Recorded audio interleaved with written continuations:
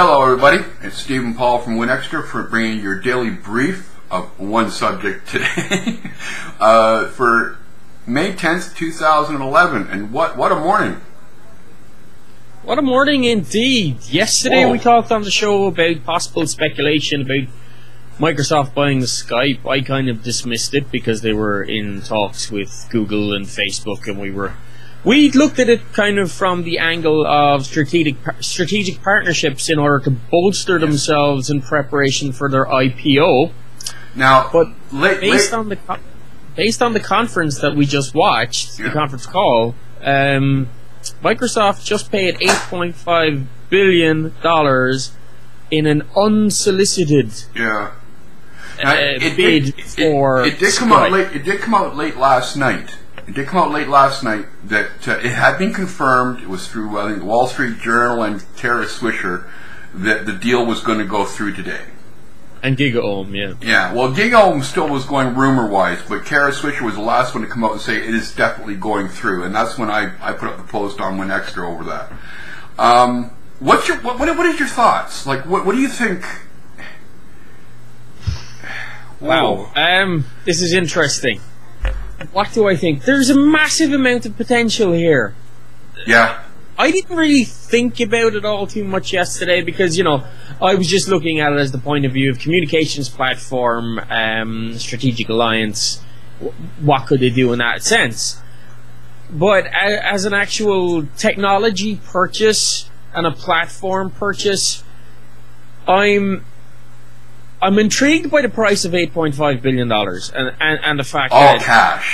All cash. Well, that had to be done in some senses because they have to sort of round up the money external to the US because it was a Luxembourg payment. Yeah.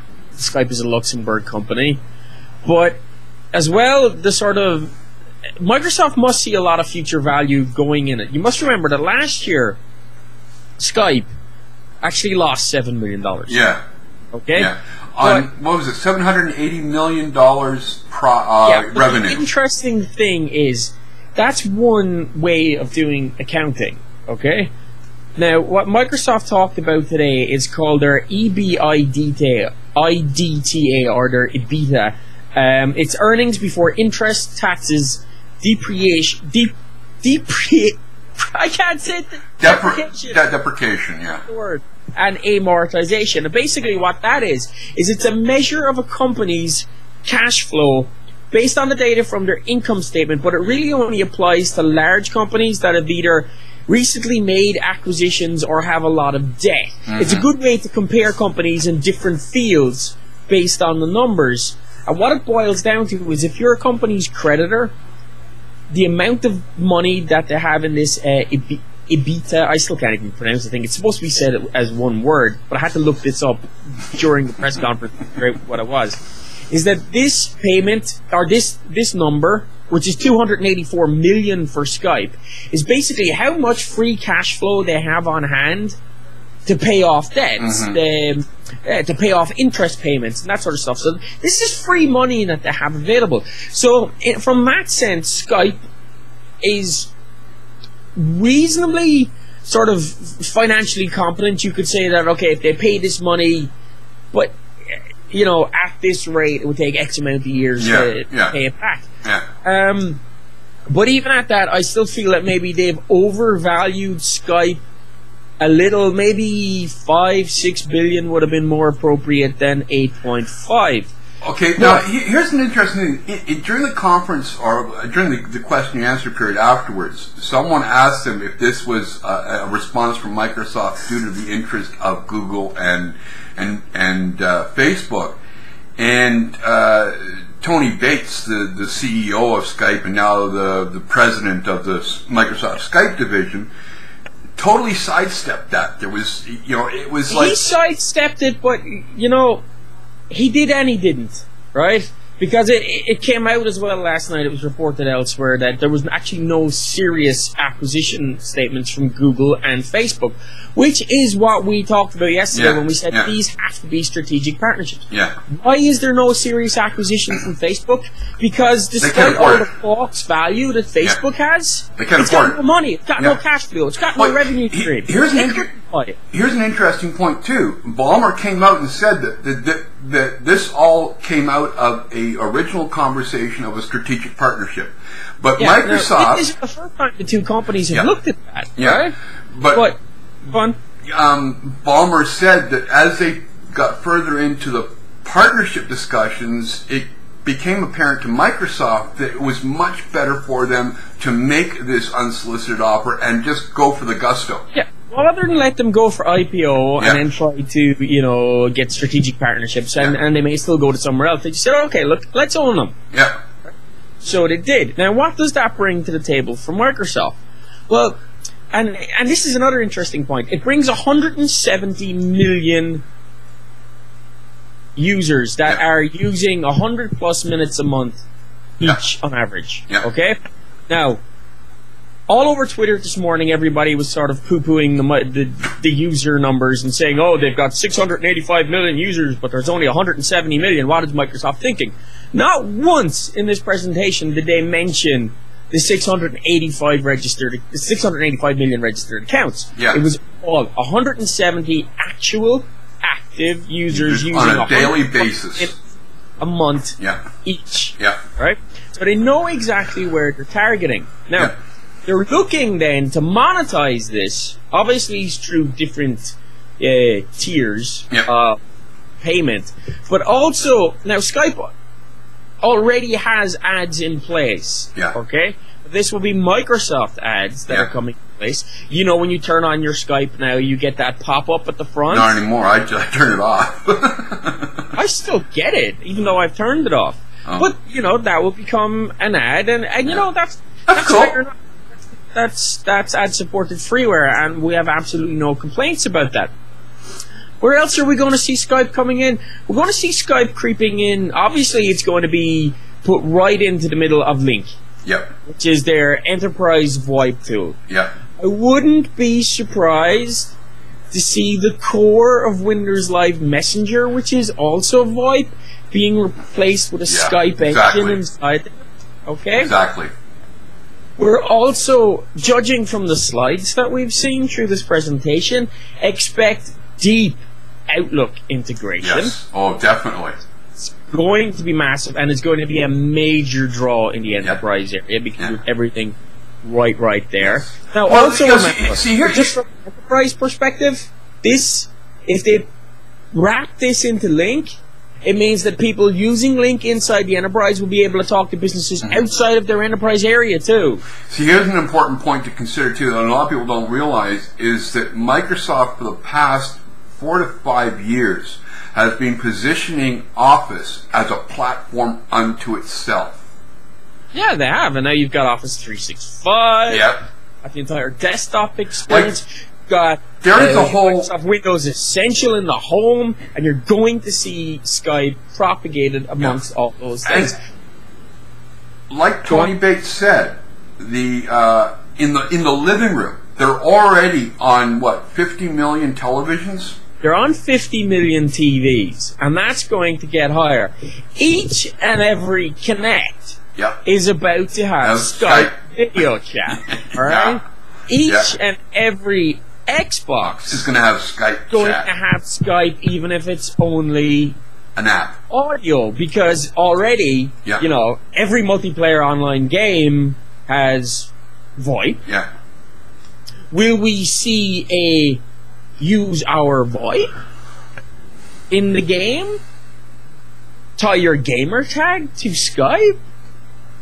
Wow. Because there's a lot of platforms out there, like Crossfire. I think it's called Crossfire. It might be called Crossfire. But there's a lot of platforms out there that gamers can basically rent their VoIP server because it's better than in-game VoIP. Yeah. Could we see Microsoft push into this in the PC gaming market, as well as provide the VoIP solution for games that run on Xbox? Here you are, Treyarch, Call of Duty, Black Ops developers, okay? Instead of writing your own VoIP solution for in the game, here, use our Skype-based one internally in the game. Saves developers a bit of time. Well, Skype already has an API that or now a software developer kit that they make available. Now, that brings us on to the next thing. If you're going to say API, right? API brings us to Facebook. Yeah. Right, Facebook is currently partnering with T-Mobile for its voice messaging. Okay? Yeah. But Microsoft, shareholder in Facebook. Yeah. Exactly. Facebook can only partner with T-Mobile while it's looking for a solution of its own. Yes. Okay? Now, this is where it becomes interesting. Facebook now does not have to build a VoIP solution, No. which would be massively cost prohibitive for 600 million users. Yes. Oh All yeah. you have to do is get Microsoft to provide it through Skype and the Skype API, and bang! Yep. Massively. They've just quadrupled the Skype user base overnight. And see the strength of Skype is in its user base, because it's basically a P2P communication system. So the more people you have in it, the better the system runs. Exactly. That is the other thing about Skype as a comm system. Let's say my DNS goes out, which it does regularly. Right? Yeah. I can still talk to you. Yep. Because once the connection is made, it doesn't matter what else craps out. It's peer-to-peer. Yeah. It's IP direct. Yeah. And it's very here's another interesting thing I saw somebody mention. I can't remember exactly what post it was. The super notes. What I read this morning was that with the coming of 4G, we are going to be dealing more with IP-based mobile phones rather than SIM cards. Yes. Voila! But here you are as well, right? A lot of carriers have already been recently making deals with Skype as they progress to LTE and 4G, okay? Yeah. Because it's all about the data and they can't spoof it anymore. Okay? Now, Skype is already making these deals, but now these deals are with Microsoft, okay? Yeah. Which brings us to Windows Phone 7, right? Now, if Skype... Now, Microsoft obviously now has access to the core of Skype. Exactly. The core. Expect Skype to be an OS feature of Windows 8 Phone. And of Windows 8. This is not going to be an app running on Windows Phone. This is going to be part of the core OS. Now, they have made assurances, and obviously, as Tony Bates said, part of the agreement here, right, is that a part of them actually agreeing to be bought at all was that Skype remains multi-platform and is pushed to multi-platform. And as Bammer said, if we kill off the other platforms, there's no point having Skype. Exactly. Right? Value proposition is in other platforms as well. You're still going to have your Android client. You're still going to have your iPhone client and your Mac client and everything else. But Windows Phone 7 is going to Windows Phone. We have to stop calling it Windows Phone 7. Windows Phone is going to have that core OS level integration. That is also, by the way, something I suspect we will see come to Windows 8. Yes, exactly. I would not like to have your communications as part of your core operating system is a brilliant idea. And if it's powered by Skype or their own, great idea. Wow, I actually hadn't thought of that. I had seen the idea with Windows Phone 7 and being a core part of that, based on the fact that the coming 4G and the IP base and being able to do it and around basically around the carriers, but to be able to make it a core part of your desktop operating system or your laptop operating system, but it's not just your desktop and laptop operating system anymore, right? Yeah. It's your tablet operating system. It's your desktop. It's your game console. It's your phone. They all can talk to each other. You can see each other on each and every one of them, no matter where you are. This is almost getting to the holy grail of unified communications. Want to call Grandma? Well, Grandma just has to turn on her TV while you call her off your phone, or your laptop, or your Xbox. Wow. This could be one of the big, now I can almost see now why they were willing to go with such a high price to make sure that they got this deal. Well, you see, the thing is as well is that Skype, the only real competitor to Skype, Google Talk has its client, right? But the audio quality isn't great, the video quality is not great, and it only runs inside the browser, okay? Even the desktop client doesn't support it, right? Apple has FaceTime. Yeah. You know what I mean? I'm sitting here shaking my head going, Apple has FaceTime. Apple just got a major kick in the balls by Microsoft. Yeah. Because FaceTime can only talk to FaceTime. Yeah. But Apple people can put Skype on their iPhone and talk to anybody. Talk to Microsoft Universe, which has suddenly just become the Skype universe as well, and every connected device that you can install an application on. Could we go as far as to saying that with this, Microsoft has changed the game? I wouldn't say they've changed the game, but from a communications platform point of view, they've just taken themselves from being, you know, we're down here with this 350 million user base Windows Live Messenger that even though everybody has it, never uses it. Does VoIP, but Skype is the brand. Yeah. Well, it's the verb. It's like they said. It's like they said. It's the verb. It is, and you forgive me, I keep looking up here because, folks, while we were watching this thing, we were both on Skype while we actually watched the conference live, and I've got my whiteboard up here, and it's just covered in right now when I was going through it. Somebody brought up this morning on Skype, on Twitter, a mate of mine, Kevin Dixie, brought up, he said, with the acquisition of Skype, did Microsoft just acquire a larger social network than Facebook? No, they just acquired 170 million users to plop on top of their Windows Live Messenger, which you could probably take about 50 million out and slice and nice. Yeah. But comparatively, numbers-wise, not far off. Yeah. And Skype has been making moves into the social atmosphere. Like they were committed to being more social on their platform. Because you can now connect into Skype with your Facebook account. Exactly. You log in. I have it turned off on my Skype, but you know you have the Facebook panel right there to get your. So all the pennies are falling into place. Now the two winners here are Microsoft and Facebook. But here's the next part, right? And these are all just thoughts that are recurring to me because obviously, folks, we just watched the show and didn't really the conference and didn't really have time to discuss it. We just came straight into the recording. Here's the next part, right? With Microsoft's acquisition of Skype, if they provide the VoIP for Facebook, they become more deeply integrated. They're becoming so deeply integrated into Facebook that Facebook can't get rid of Microsoft. They want to. Exactly. They're getting permanently tied into the core DNA of what Facebook is and the services that it provides. Bing, Skype, advertising. It just keeps getting deep. It's almost becoming microbook rather than Facebook. It's like Microsoft. Think about where that might lead in 12 months' time. Like Microsoft is becoming the Trojan horse within Facebook.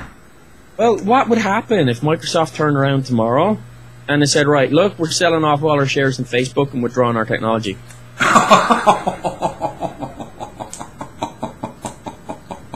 It's got to be a scary thought for Zuckerberg. Yeah. Because the reason they haven't developed their own VoIP system is because it's cost prohibitive. Yeah. For all the valuations that we see being put on Facebook, 19 billion, this, that, there's no real money because they haven't IPO'd, there's nothing, and they have no real cash flow. Their method of earning money is as yet unproven. Yeah. They can't afford to invest in something like a massive VoIP network. Apple now, by the way, which has started its servers, building its server farm, has to massively invest in that if they want FaceTime to stay. Yeah. Well, that's why they've got that deal with what, Nuance? With Nuance. Yeah. Yeah. Okay. So where else are we looking to see it? Okay, we're talking about TV, Windows Phone 7, Windows, Connect, Outlook, Link, Messenger, Hotmail. Expect it directly in your Hotmail client as well, okay? What else do I have up here? The Skype acquisition is that big that they're creating an entire new division. This isn't just software that they're purchasing. They've started a whole new division with Tony Bates becoming the president of the Skype division. In fact, that's how he was introduced today. Yeah.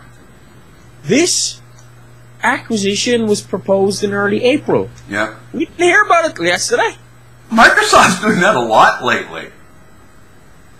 Like, here's the thing. Okay, we've got this big announcement. Now we've got another one coming up on the 12th or the 14th. Mm-hmm. Okay, this supposedly is going to be revealing what Mango is going to consist of. What if they're also going to announce a delivery date for that? And it's going to be a lot sooner than people were expecting. Now, granted, it still relies it still relies on the carriers. I think your speculative, enthusiastic Microsoft fanboy brain is just running away. I'm just saying, given their habit lately of surprising the hell out of all of us, okay, I'm just saying, what if? You know, they're going to throw the gauntlet down at some point to the carriers. Because they were royally... in that aspect, but they've been royally screwed over the Nodo update with the carriers. Okay, they're coming out on the 14th, and they're saying, okay, this is what Mango's going to be. All right, this is when we are going to make it deliverable to your carriers, and if your carriers don't take it from that point on, then you know who to start blaming. Microsoft's not going to do that. You see, the unfortunate problem is Microsoft's, for all their bravado at times, are still lacking the balls to stand up to the carriers because they don't want to risk losing them. Yeah. Okay. Not yet, anyway. But now they do have the Nokia deal. What I wouldn't be surprised at is Microsoft turning around and saying, you know what, we're going to start delivering a la Apple by Zoom. Yeah. That would be interesting. I think they're at the point now where, you know... Okay, we're 2.5 million Windows Phone 7-unit shipped last quarter. The numbers aren't exactly staggering, but now they've got Skype on board. The carriers, a lot of the carriers want deals with Skype. But now they're going to have to deal with... Bit leverage. Yeah. Okay, there's a lot more that we can discuss and get into with this. And folks, we want your opinions. Is this good for Microsoft? Is this bad for Microsoft? Is it good or bad for Skype? Is it good or bad for mobile phone users on any platform? Do you want Skype on your Xbox or in your Hotmail or whatever the case may be? Podcast@winextra.com is the email address to let us know your thoughts, feelings, and opinions, or even possible discuss of this. Are you going to continue to use Skype now that it's a Microsoft product? 251-281-8730 is the number for your voicemails or your text messages. And of course, you can leave us a comment anywhere you watch this show, whether or not it's on WinExtra.com, which is the website, or dailybrief.blip.tv, or youtube.com/WinExtra. Let us know what you think, folks, because this will be discussed for many days to come. Oh, yeah. Yeah, it's gonna be torn apart. So on that note, folks, thanks for joining us, and we'll see you tomorrow with our normal, regular show of... a bit more of a news roundup. Yes. Rather than this was just so big today we had. Oh, yeah, it was. So on that note, that's Paul. I'm Steve. This has been WinExtra's Daily Brief for May the 10th, 2011. Take care, everybody. Have a good one, folks.